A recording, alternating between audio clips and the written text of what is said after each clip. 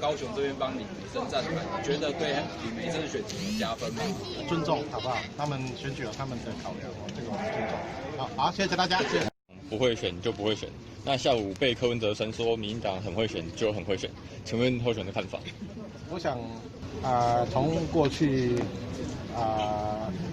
有一本书叫张碧霞女士所出的叫《买票忏悔录》，就把她是一个党工，把她过去怎么样帮国民党买票，说明得非常清楚。那更何况，我想前几天这个李议员开记者会的时候，长边的很多的议员都也涉及到这个相关的这个贿选的状况，那所以我想这个是在台湾来讲，国民党过去这个买票的历史，这个是众所皆知的事情。我们希望说选举能够维持干净的选票，能够公平竞争。好，谢谢。前之夜会帮李梅珍站台，又有清寒人士说，这其实是国民党的放话文化，他其实本人不一定会到。那请问候选人怎么看？我想我们都尊重。然后对于韩国瑜的确定回归，怎么评估选情？会不会刺激投票率？还是有什么影响吗？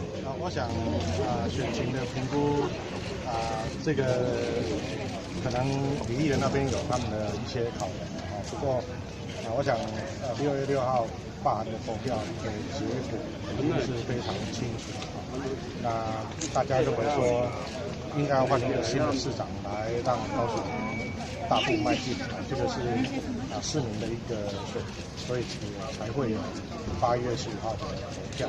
所以李议员国民党假如把一个6月6号市民投票的结果要把它没收或者是打脸那我觉得可能市民的想法会有跟市民的想法会有很大的一个落差。等一下，都问完了吗？还有一题，那个就是柯文哲说早上陈其迈陈其迈在消费香港，那非凡有帮其迈讲话，那想要请非凡谈一下对于香港的看法。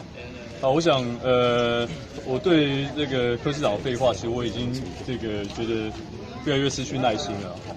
那我们在对香港的这个协助上面，其实也可以看到，在7月1号成立的这个台港服务交流办公室，是全球第一个专责在协助香港人的这个办公室。那这是一个专责的政府机构在协助香港。这个机制的成立，其实陈其迈在当副院长期间，其实花了非常多的时间心力在帮忙各个部会的整合跟协调。我们知道这整个协助香港朋友的这个机制，其实它需要各个不同部门的通力的合作，包括政府到民间。也包括了我们在政府内部，包括陆委会，包括教育部，包括移民署、劳动部等等相关的部会。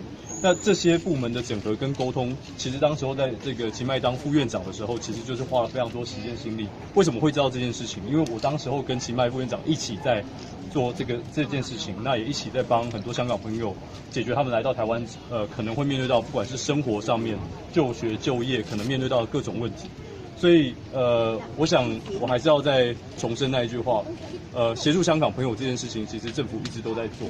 那我们也希望这个工作能够越做越好。所以我希望这个柯市长与其花口水在这个事情上面，倒不如去想想怎么样实质协助港人。